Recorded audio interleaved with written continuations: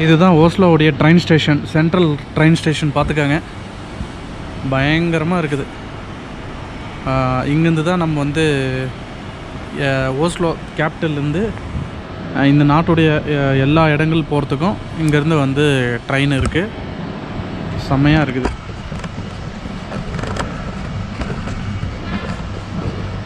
Train வேகம்லாம் குறைஞ்சபட்சம் 150 kilometre தான். Minimum 150, maximum 250, 300 இந்த மாதிரி கடந்து போகுது. செம்ம குளிர். -5 டிகிரி தான் இருக்குது ஹீட்டு.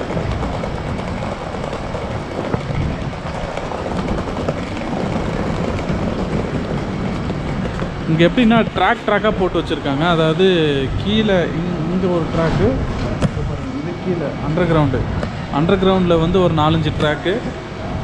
அந்த மாதிரி வந்து ட்ராக் வந்து ஒரு 7-8 ட்ராக் இருக்குது. இங்கே மேலே ஒரு 4 ட்ராக் 5 ட்ராக் இருக்குது. அதேமாதிரி கீழே போனோம் அப்படின்னா கீழே ஒரு 4-5 ட்ராக் இருக்குது. நம்ம அப்படியே போவோம், ஹாஸ்பிட்டல் போவோம். அதாவது ட்ரெயின் ஸ்டேஷன் வெளியே தான் குளிர், உள்ளே பாருங்கள் வாமா எப்படி போட்டு வச்சுருக்காங்க. அப்படியே ட்ரெயின் ஸ்டேஷனே அப்படியே ஏர்போர்ட் மாதிரி சூப்பராக இருக்குது. வாவ், பிரமாதமாக இருக்குது. உள்ளே வந்து ஃபுல்லாக வார்மர் போட்டு வச்சுருக்காங்க. அதனால் எவ்வளோ குளிராக இருந்தாலும் உள்ளே வந்து தெரியாது நமக்கு, வார்மர் இருக்கிறதுனால. அடுத்து வந்து நம்ம அப்படியே வெளியே போக வேண்டியதுதான். பார்க்கலாம் ஓஸ்லோ சென்ட்ரல் ஸ்டேஷன் எவ்வளோ பெருசுன்ட்டு வெளியே போகும்போது தான் தெரியும். ஹாஸ்டலுக்கு வந்து மேப் போட்டேன். இங்கேருந்து வந்து ஒரு 700 மீட்டர் தான் காட்டுது. அப்படியே நடந்தே போய்க்கலாம். இதாங்க சென்ட்ரல் ஸ்டேஷன்.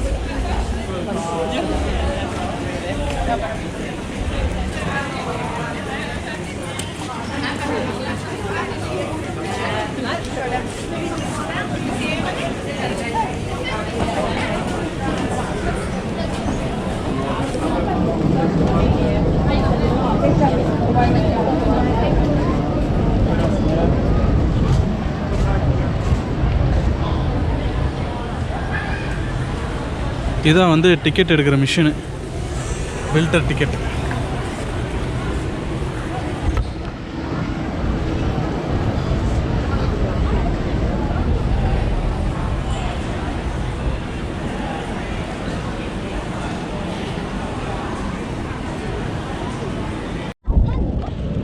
இதுதான் பார்த்தீங்கன்னா ஓஸ்லோ சென்ட்ரல் ஸ்டேஷன்.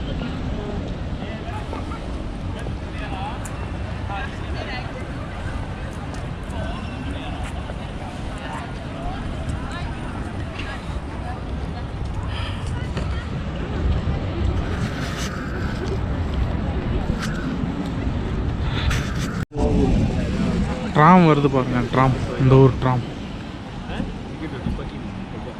பஸ்ஸில்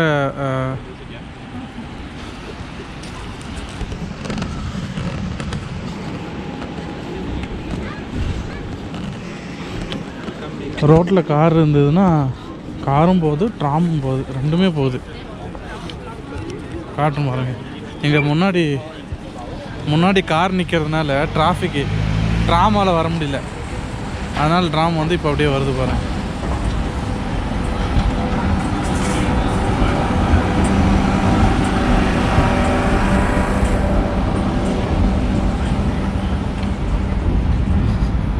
நான் இப்போ வந்து பக்கத்தில் இருக்க மெட்ரோவை கண்டுபிடிக்கிறதுக்காக போயிட்டுருக்கேன்.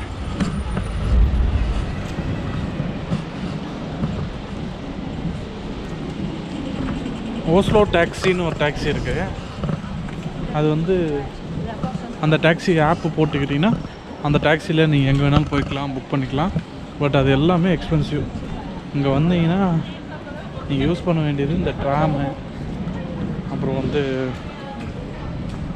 மெட்ரோ, அப்புறம் மெட்ரோ ட்ரெயின், ட்ராம், இது ரெண்டும் யூஸ் பண்ணிக்கிட்டிங்கன்னா கொஞ்சம் பட்ஜெட்டில் அடைக்கலாம் ட்ரிப்பு. இன்னொரு ட்ராம் வருது பாருங்க.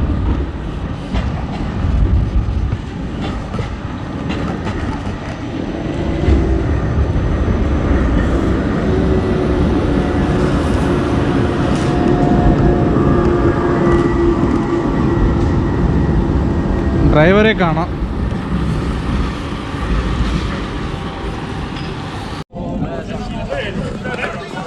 இந்த ரோடு பார்த்தீங்கன்னா ஃபுல்லாக நைட்டு பப்பு மாதிரி இருக்குது. அதாவது வாக்கிங் ஸ்ட்ரீட் மாதிரி இருக்குது.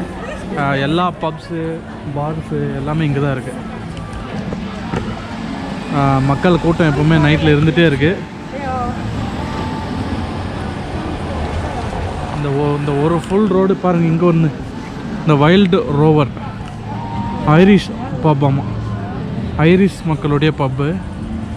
இதுவும் உள்ளே வந்து ஃபுல்லாகவே சரக்கு, இந்த மாதிரி இவங்க கல்ச்சர் படி பீரு இதெல்லாமே. அதனால் இந்த ரோடு ஃபுல்லாகவே வெறும் puffs, alcohol, drinks, night food இந்த மாதிரி தான் இருக்குது. மக்கள் கூட்டமும் இங்கே தான் அதிகமாக இருக்குது. மற்ற இடங்களில் விட இந்த இடத்துல தான் மக்கள் கூட்டம் அதிகமாக இருக்குது.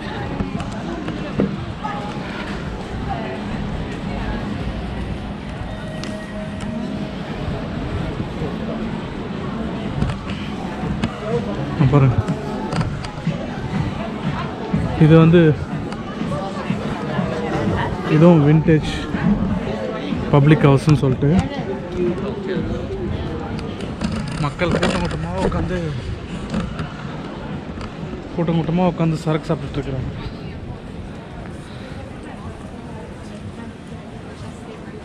ஓகே, எல்லா ஊர்லேயும் அது இருக்க தான் செய்யுது.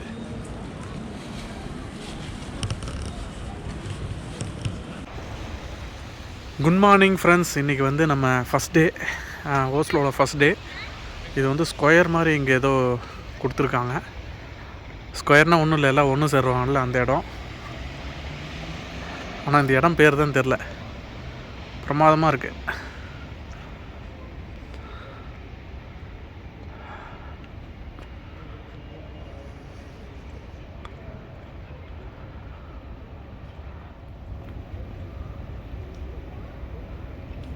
சிட்டி எவ்வளோ அழகாக இருக்குது.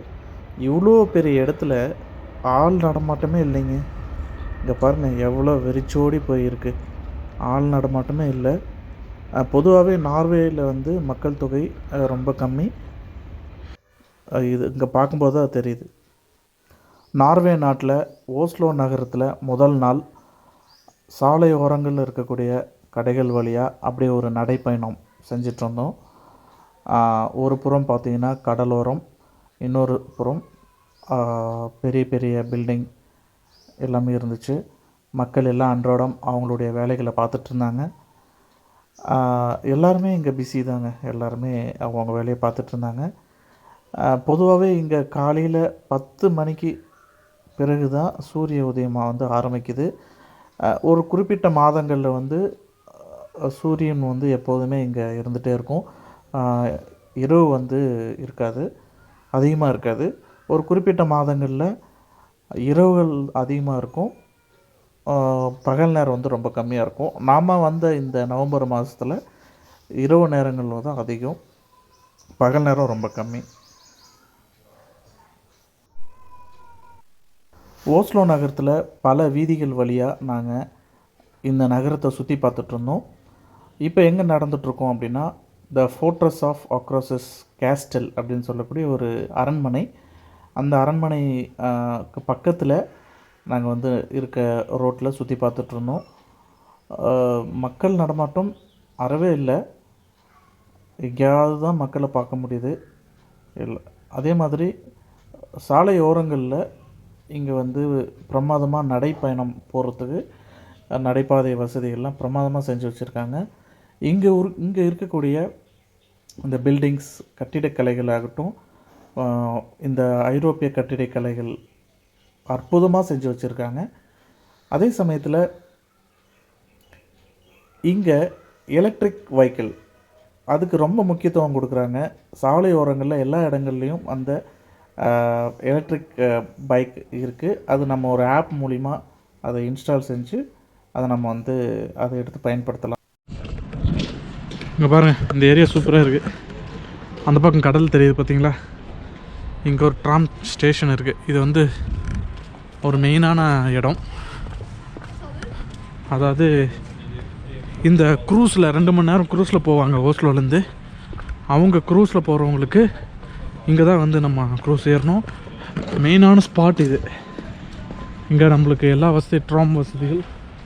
இந்த க்ரூஸ்லேருந்து இவங்க தீவுகள் நிறைய இருக்கு இல்லையா? ஓஸ்லோவில் வந்து தீவு தான் அதிகம். அந்த தீவுலேருந்து மக்கள், கிராமத்தில் இருக்க மக்கள் சிட்டிக்குள்ளே வந்து பிஸ்னஸ் பண்ணுவாங்க, இல்லை சிட்டிக்கு ஒர்க்குக்கு வருவாங்க, இல்லை நிறைய வந்து போவாங்க இல்லையா சிட்டிக்குள்ளே. அவங்க வந்து மெயினாக யூஸ் பண்ணுறது அவங்க வச்சுருக்கிற போட்டை தான். ஏன்னா போட்டில் தான் அவங்க வந்து அந்த தீவுகள்லேருந்து வர முடியும். ஸோ அந்த போட்டு அவங்க வந்து எப்படி யூஸ் பண்ணுறாங்க, எப்படி டிரான்ஸ்போர்ட் அவங்க வந்து அந்த போட்டில் வந்து போகிறாங்க. ஸோ ஒருத்தருக்கும் நம்ம ஊரில் எப்படி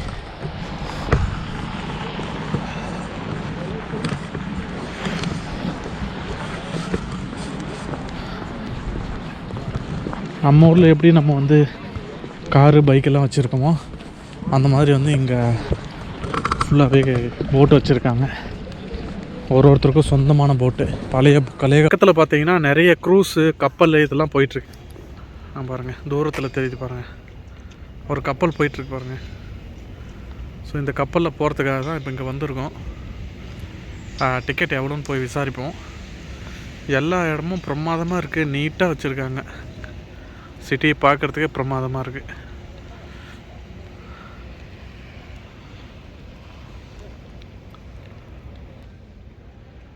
இப்போ வந்து அந்த போட்டில் போகிறதுக்கு 3000 ரூபான்னு நினைக்கிறேன். போயிட்டு என்னென்னு பார்ப்போம். இது ஏதோ இந்த நாட்டுடைய யாருன்னு தெரில, பேர்லாம் தெரில, பட் வந்து சிலையாக வச்சுருக்காங்க. வெள்ளைக்காரனை சிலையாக வைக்கும்போது கருப்பாக தான் இருக்கான்.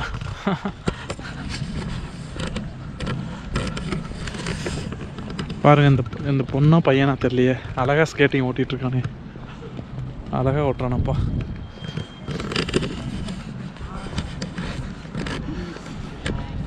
நாய் நிறைய நல்லா வளர்க்குறாங்க இந்த ஊரில்.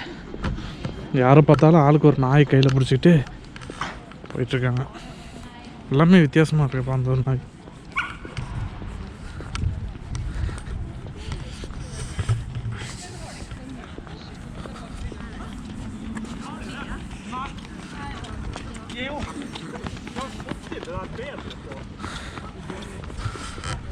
இங்கே பாருங்கள், இந்த ஒரு போட்டு எப்படி இருக்குது. பைரட்ஸ் ஆஃப் த கரிபியனில் ஒரு சின்ன போட்டு கப்பல் வரும் இல்லையா, அதனுடைய சின்ன வடிவம் மாதிரி இருக்குது. அந்த காலத்து போட்டு இது அவங்களது. கப்பலில் க்ரூஸில் பயணம் பண்ணுறதுக்காக ஓஸ்லோ சிட்டியில் இந்த இடத்துக்கு வந்திருக்கோம். இங்கே போர்டு கொடுத்துருக்காங்க பாருங்கள், ஃபோர்ஜ் க்ரூஸ்ன்னு சொல்லி கொடுத்துருக்காங்க. Oslo fjord sightseeing. Daily இதில் வந்து காலையில் 11 மணிலேருந்து 1 மணி வரைக்கும் இதில் போகலாம். இதனுடைய சார்ஜ் எவ்வளோ வாங்குறாங்கன்னா NOK 390. NOKனா நார்வேஜியன் க்ரோனர், இந்த நாட்டு பணம். 390னா ஒரு க்ரோனர் வந்து 8 ரூபா போயிட்டுருக்கு. அப்போ இந்திய ரூபாய் மதிப்பில் கிட்டத்தட்ட 3500 ரூபா 4000 ரூபாய்க்குள்ளே இதனை ஒரு டிக்கெட் நமக்கு வரும். 2 மணி நேரம் பயணம். இந்த 2 மணி நேரத்தில் பக்கத்தில் உள்ள தீவுகள் எல்லாமே சுற்றி காட்டுவாங்க. இந்த ஓஸ்லோ இங்கே பாருங்கள், ஓஸ்லோ சைட் சீயிங் ஃப்ராஜ் க்ரூஸ்ன்னு இருக்கு இல்லையா, இதில் போகிறதுக்காக தான் இப்போ வந்தோம். சைட் சீயிங் வந்து காலையில் 2 டைமிங்காக வைக்கிறாங்க. சாட்டர்டே, சண்டே, மண்டே, அதாவது சனி, ஞாயிறு, திங்களில் வந்து 2 விதமாக வைக்கிறாங்க. ஒன்று காலையில் 10:30 மணிக்கு, அப்புறம் 1 மணிக்கு.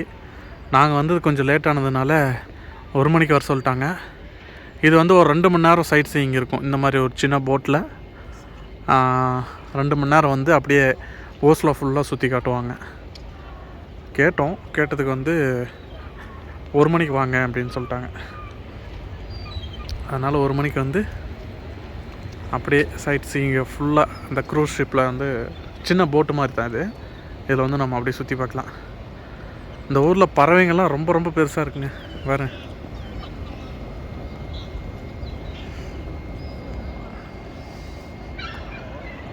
அப்படியே பின்னாடி பார்த்தீங்கன்னா வெறும் கடல் தான், ஃபுல்லாக கடல். இது வந்து ஓஸ்லோ சிட்டி வந்து இந்த பால்டிக் கடலை ஒட்டியே இருக்குது. பால்டிக் கடல்னு சொல்லுவாங்க. ஓஸ்லோ, ஸ்வீடன், ஃபின்லாண்ட், எஸ்டோனியா இந்த மாதிரி பால்டிக் கடலை ஒட்டி இருக்க நாடுங்க எல்லாமே வந்து ஸ்காண்டினேவியன் கண்ட்ரி அப்படின்னு சொல்கிறாங்க. இது ஓஸ்லோவும் one of the Scandinavian country தான். ஆனால் யூரோப்பியன் யூனியனில் இந்த கண்ட்ரி இருக்குது. கிறிஸ்டியானிட்டி ஃபாலோ பண்ணுற கண்ட்ரி இது. பிரமாதமாக இருக்குது. குளிர் தான் தாங்க முடியல. 2 டிகிரி செல்சியஸ் தான் அடிக்குது.